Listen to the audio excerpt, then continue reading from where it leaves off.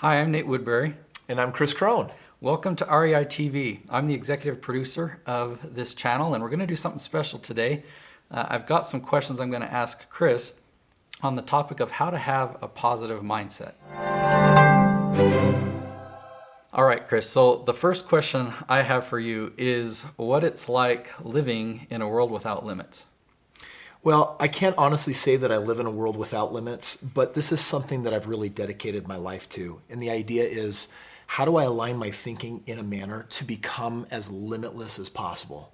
Because I believe that we are not here by accident, and we're certainly not here to absorb and have a birthright of poverty, to live in mental poverty.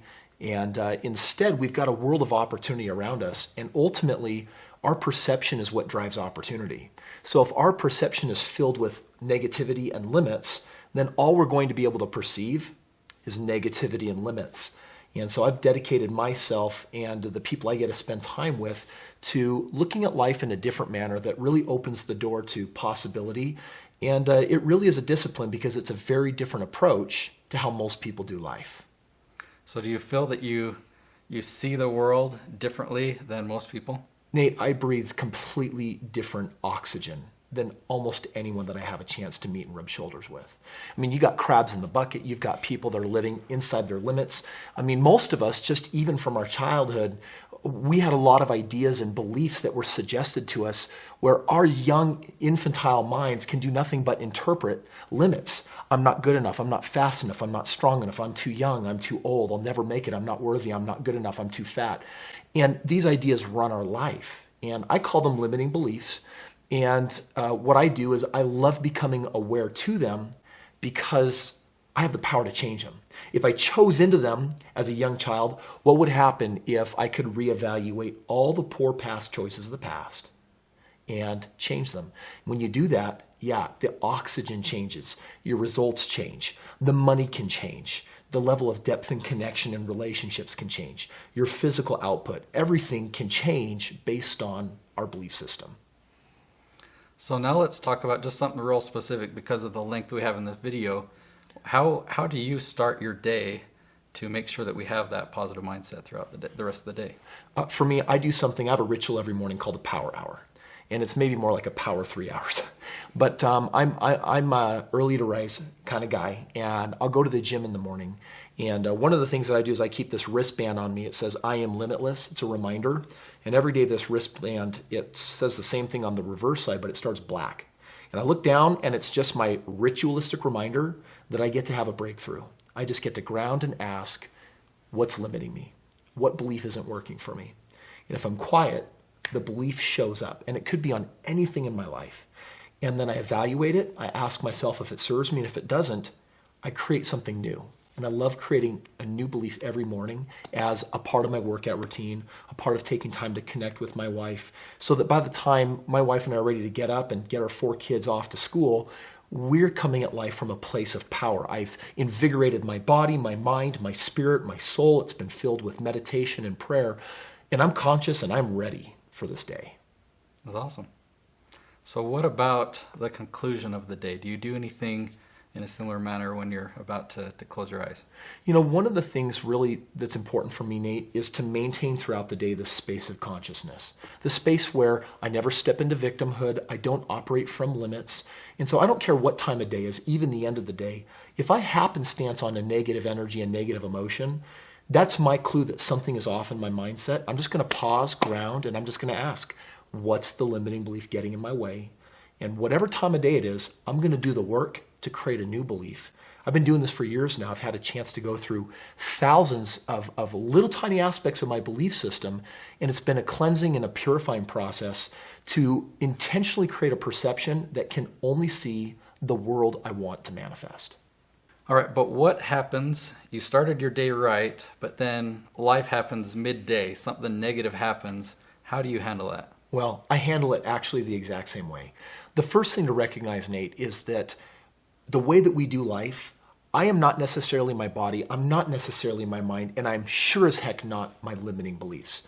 So the moment something doesn't go right, that's a perception problem. And so if your perception has the ability to perceive problems, then you will have problems. The idea is to create perception without problems, and you're really asking, what's the journey? How do I get there?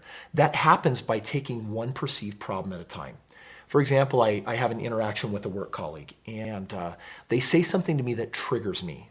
And I'm going to use this word trigger because I'm with my wife. She says something I don't like. It triggers with me. I'm with my kids. I show up in a way and respond in a way I don't like. I'm triggered. The question is, what do you do when you get triggered? And that's where I will pause and actually like to become the observer of my life. Instead of becoming my anger or my frustration or my sadness or my depression, I want to pause and say, I am not my anger, sadness, or depression, but it is something I'm feeling. And so I just create a real present moment to step outside of the judgment and observe what is it that's really occurring in my life right now. And do I like being this way? And why did it happen? Oh, I'm triggered because I have an idea that so-and-so shouldn't speak to me that way. I'm triggered because my kid did something I didn't like. Okay? I now have results of that idea. Is it serving me?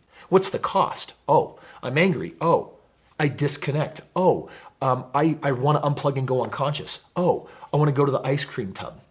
And so when I get triggered, I like to pause and say, instead of being the trigger, instead of being the negative emotion, it's simply something I'm experiencing. And I want to just pause and step out and just ask why.